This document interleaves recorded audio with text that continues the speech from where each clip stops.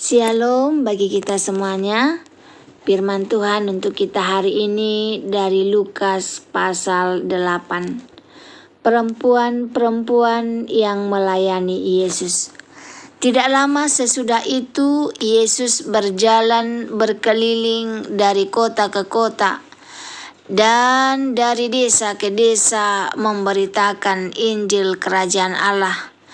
Kedua-belas muridnya bersama-sama dengan dia, dan juga beberapa orang perempuan yang telah disembuhkan dari roh-roh jahat atau berbagai penyakit, yaitu Maria yang disebut Magdalena, yang telah dibebaskan dari 7 roh jahat, Yohana istri Kuzia, bendahara Herodes, Susana, dan banyak perempuan lain. Perempuan-perempuan ini melayani rombongan itu dengan kekayaan mereka. Perumpamaan tentang seorang penabur. Ketika orang banyak berbondong-bondong datang, yaitu orang-orang yang dari kota ke kota menggabungkan diri pada Yesus, berkatalah ia dalam suatu perumpamaan. Adalah seorang penabur keluar untuk menaburkan benihnya. Pada waktu ia menabur, sebagian benih itu jatuh di pinggir jalan, lalu diinjak orang dan burung-burung di udara memakannya sampai habis. Sebagian jatuh di tanah yang berbatu-batu, dan setelah tumbuh ia menjadi kering karena tidak mendapat air.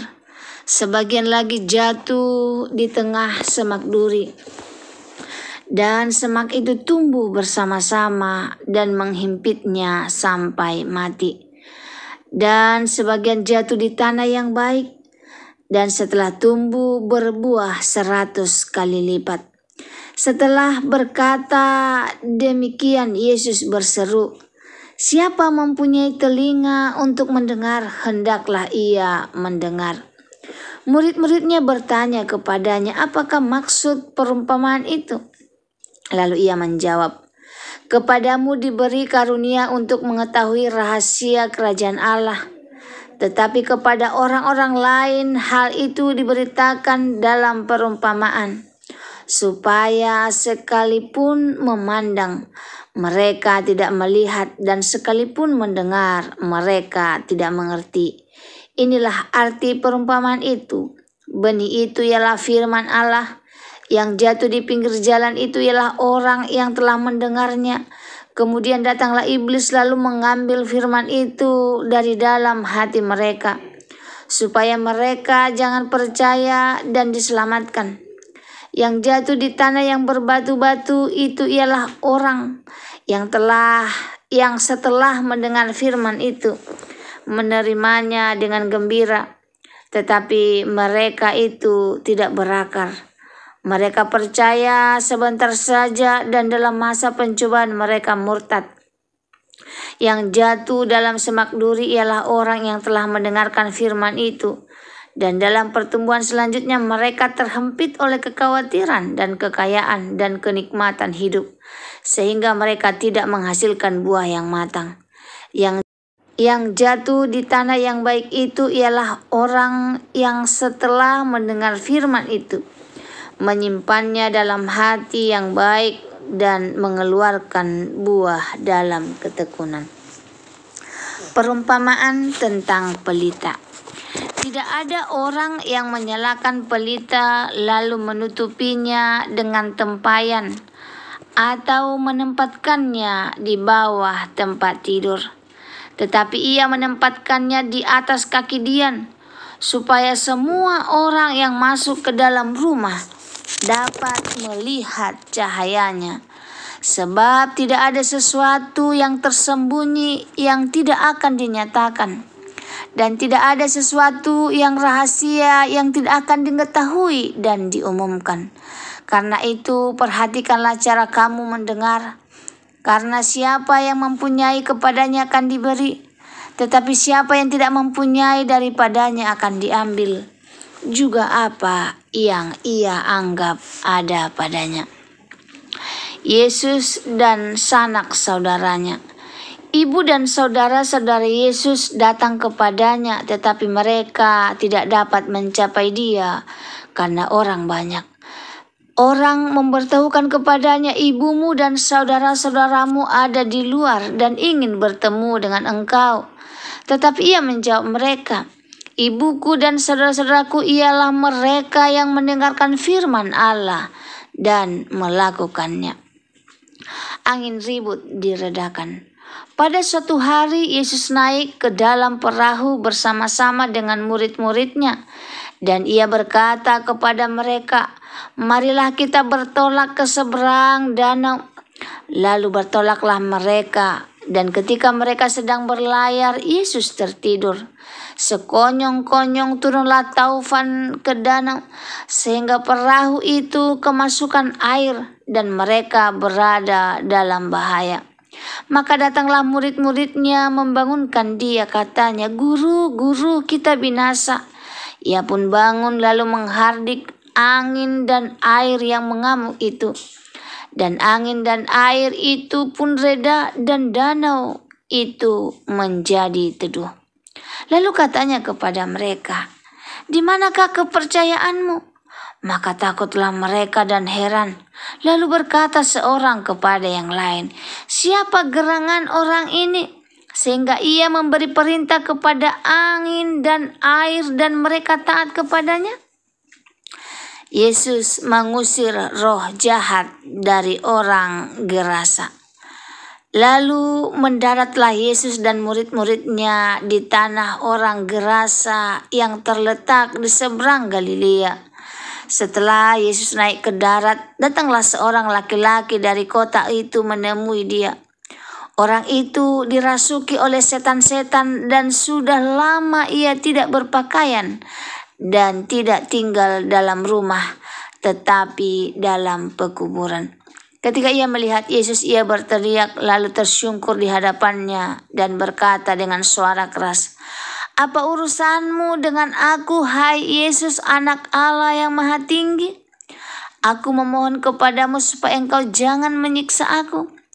Ia berkata demikian sebab Yesus memerintahkan roh jahat itu keluar dari orang itu. Karena sering roh itu menyeret-nyeret dia. Maka untuk menjaganya ia dirantai dan dibelenggu. Tetapi ia memutuskan segala pengikat itu dan ia dihalau oleh setan itu ke tempat-tempat yang sunyi.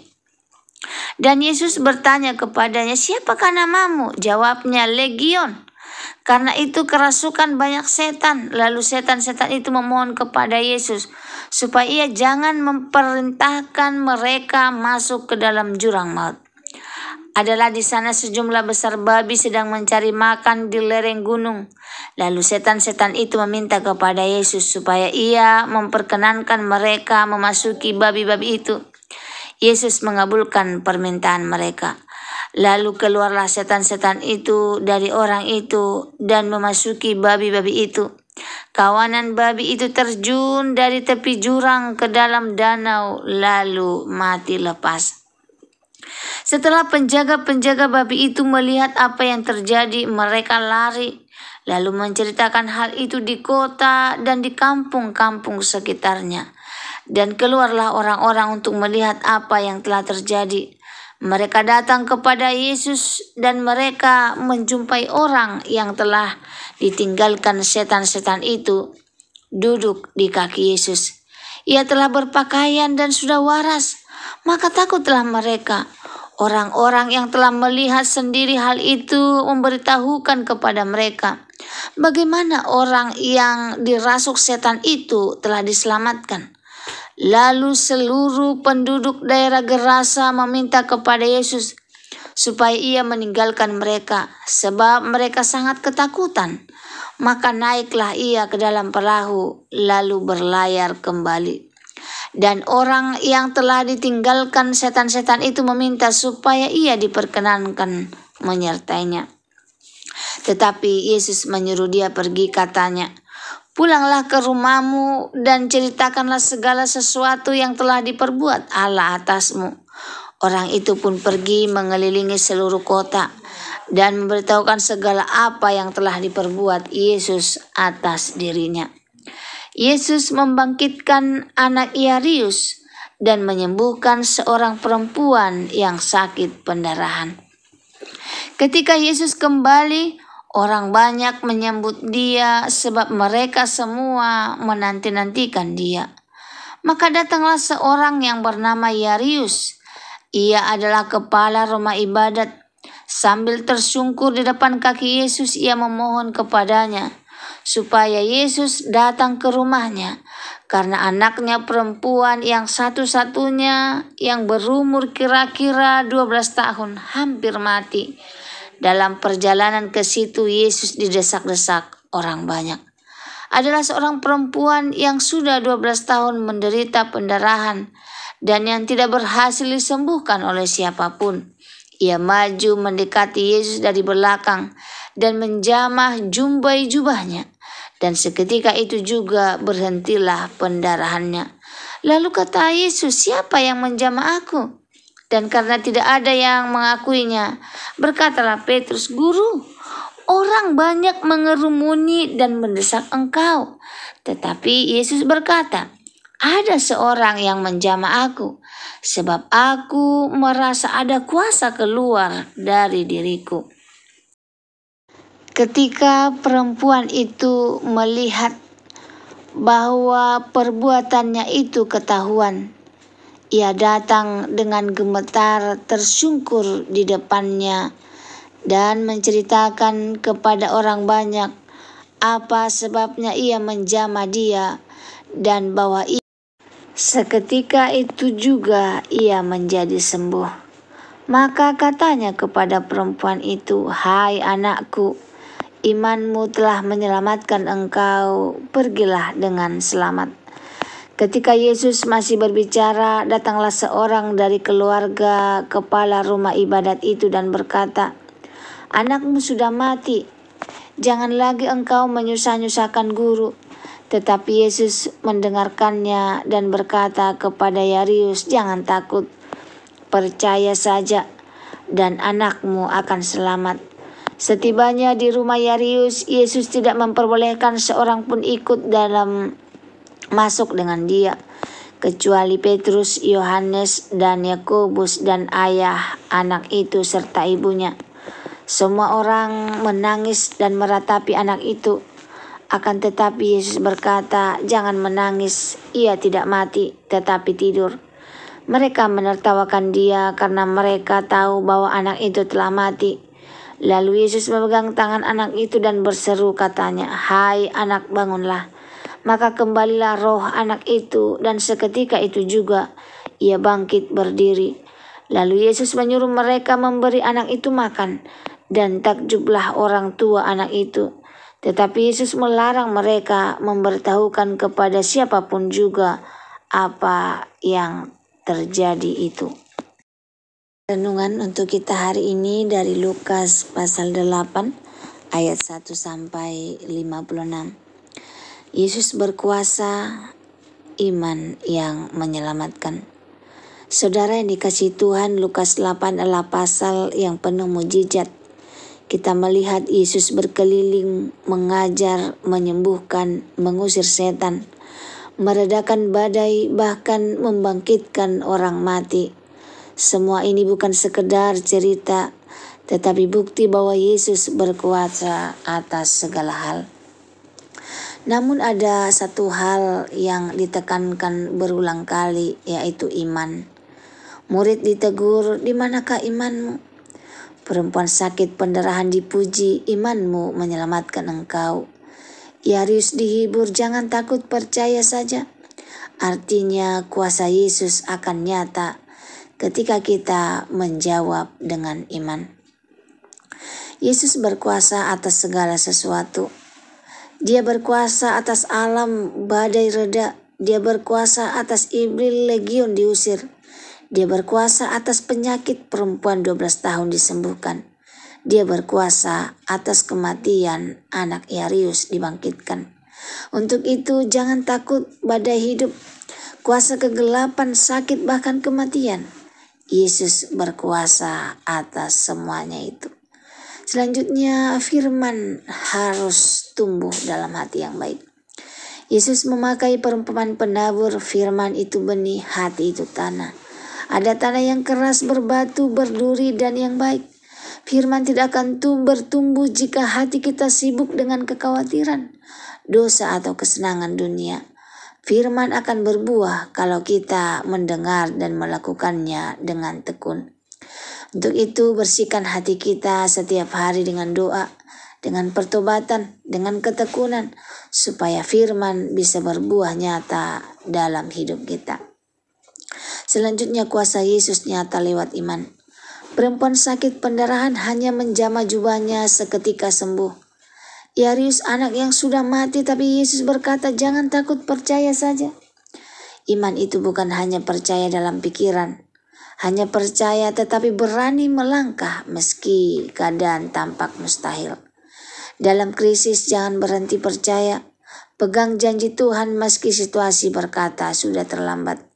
Saudara yang diberkati Tuhan, Lukas 8 menunjukkan kepada kita bahwa Yesus berkuasa atas segala hal. Firman harus berakar dalam hati yang baik. Kuasa Yesus dialami lewat iman. Karena itu apapun badai sakit atau masalah kita hari ini, pegang janji Yesus.